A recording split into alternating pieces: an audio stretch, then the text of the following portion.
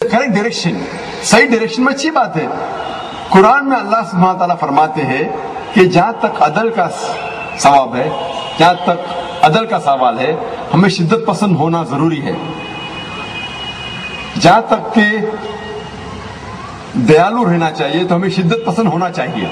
जहां तक प्यार का मसला है, हमें प्यार के साथ इंसानों के साथ पेश आना चाहिए। तो अगर हम शिद्दत पसंद सही डायरेक्शन में है तो उसमें क्या हर्ज है? अगर मैं कहता हूं कि अदल के मैदान में मैं शिद्दत पसंद हूं, ईमानदारी के मैदान में मैं शिद्दत पसंद हूं, प्यार के मैदान में शिद्दत पसंद हूं, तो इसके अंदर हर्ज क्या है? मैं कहता हूं कि सही मायनों में हर मुसलमान दहशतगर्द होना चाहिए। दहशतगर्द की क्या मानी है? दहशतगर्द की मानी, अगर कोई भी इंसान दूसरे इंसान के दिल में दहशत पैदा करता है, उसे कहते हैं दहशतगर्द। मिसाल के तौर पे, जब भी कोई चोर एक पुलिस ऑफिसर को देखता है तो उसके दिल में दहशत पैदा होती है, तो उस चोर के लिए वो पुलिस वाला दहशतगर्द है। तो इसी पस मंजर में, इसी कॉन्टेक्स्ट में, हर मुसलमान, हर एंटी सोशल एलिमेंट, हर चोर जब भी कोई मुसलमान को देखता है उसके दिल में दहशत पैदा होना चाहिए। जब भी कोई बलात्कार करने वाला, जब भी कोई इंसान ज़िना बिल जर्ब करता है, बलात्कार करता है, और जब भी वो मुसलमान को देखता है उसके दिल में दहशत पैदा होना ही चाहिए। हर मुसलमान का फर्ज है कि वो लोग जो हक के खिलाफ है उनके दिल में दहशत पैदा करें। और अल्लाह सुब्हानहू व तआला फरमाते हैं सूरह अनफाल में, सूरह नंबर 8 आयत नंबर 60 में, कि मुसलमान जो लोग हक के खिलाफ है उनके दिल में मुसलमानों को दहशत पैदा करना है। एक मासूम इंसान के दिल में कभी भी दहशत नहीं पैदा करना चाहिए। उसे खुसूसन उन लोगों के दिल में दहशत पैदा करना चाहिए जो लोग हक के खिलाफ है, जो माशरे के खिलाफ है, जो इंसानियत के खिलाफ है। हम देखते हैं कि अक्सर वही इंसान उसके वही अमल के लिए कई बार 2 लक़ब उसे दिए जाते हैं। मिसाल के तौर पे, आजादी के लिए झगड़ रहे थे, इन लोगों को अंग्रेज ने कहा कि ये लोग दहशतगर्द हैं। वही लोग, वही अमाल, आम हिंदुस्तानी उन्हें कहता है कि वो पेट्रियट है, एक देशभक्त है, अच्छे इंसान है, अच्छे हिंदुस्तानी है। वही इंसान, वही अमाल, 2 अलग लक़ब। अंग्रेज कहते हैं कि वो दहशतगर्द है, आम हिंदुस्तानी कहते थे वो देशभक्त है। वही इंसान, वही अमाल, 2 लक़ब। अगर आप अंग्रेज के नजरिए से सहमत है कि अंग्रेज को हिंदुस्तान पे हुक्म करने का हक है, तो हम इन लोगों को दहशतगर्द कहेंगे।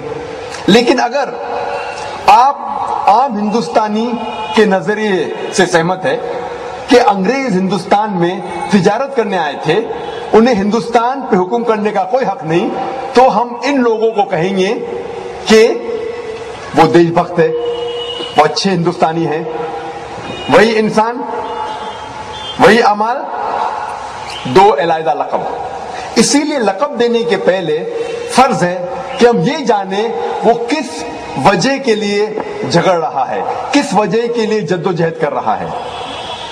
और दुनिया में ऐसे सैकड़ों मिसालें हैं।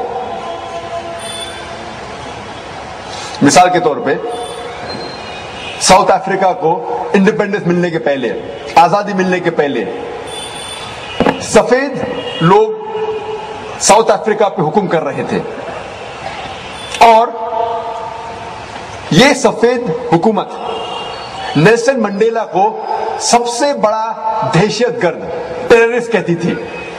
और इस नेल्सन मंडेला को 25 साल से ज्यादा रॉबिन आइलैंड में उसे कैद किया था। ये सफेद हुकूमत नेल्सन मंडेला को 25 साल से ज्यादा रॉबिन आइलैंड में कैद रखा था। सफेद हुकूमत नेल्सन मंडेला को कहती थी कि वो दहशत गर्द है। आम साउथ अफ्रीकन कहते थे कि नेल्सन मंडेला एक अच्छा इंसान है। वही इंसान, वही अमाल, लेकिन दो अलग लक़ब। तो हमें बेशक ये कबूल करना होगा कि नेल्सन मंडेला एक दहशतगर्द था, लेकिन अगर आप आम साउथ अफ्रीकन के नजरिए से सहमत है कि चमड़ी का रंग इंसान को ऊंचा या नीचा नहीं कहता, नहीं कर पाता, जिस तरीके से अल्लाह सुब्हानहू व तआला फरमाते हैं सूरह हुजुरात में सूरा नंबर 49 आयत नंबर 13 में अल्लाह ताला फरमाते हैं, या अय्युहन नासु इन्ना खलकनाकुम मिन ज़करिन व उनसा व जअलनाकुम शुअबन व क़बाइला लिताअरफू इन्न अक्रमकुम इंदल्लाहि अत्क़ाकुम इन्नल्लाहा अलीमुन खबीर। ए इंसानों, हमने तुम्हें एक जोड़े से पैदा किया है, आदमी और औरत के, और आप लोगों को कबीलों में बांटा है ताकि आप एक दूसरों को पहचान सको, ना आप एक दूसरों से नफरत करें। और आप लोगों में से सबसे बेहतर इंसान वो है जिसके पास तकवा है। अल्लाह के नजर में, इस्लाम के नजरिए में कोई भी इंसान ऊंच या नीच जात पात से नहीं होता, चमड़ी के रंग से नहीं होता, माल से नहीं होता, दौलत से नहीं होता, जिन से नहीं होता, लेकिन होता है सिर्फ तकवे के साथ, खुदा के खौफ के साथ, अच्छे अमाल के साथ। अगर आप इस्लामिक नजरिए से सहमत है कि चमड़ी का रंग कोई इंसान को ऊंचा या नीचा नहीं करता, तो हमें यह कबूल करना पड़ेगा कि नेल्सन मंडेला दहशतगर्द नहीं था, वो अच्छा इंसान था। और साउथ अफ्रीका को आजादी मिलने के बाद चंद साल बाद वही शख्स नेल्सन मंडेला को नोबेल प्राइज मिलता है। नोबेल प्राइज सारी दुनिया में अमन का सबसे बड़ा अवार्ड, उसे कहते हैं नोबेल प्राइज फॉर पीस। वही शख्स जिसको 25 साल कैद किया गया था और 25 साल तक कहा गया था कि वो दहशतगर्द है, चंद साल बाद उसे अवार्ड मिलता है नोबेल प्राइज फॉर पीस। सारी दुनिया का सबसे ऊंचा अवार्ड अमन के मैदान में वही शख्स को मिलता है।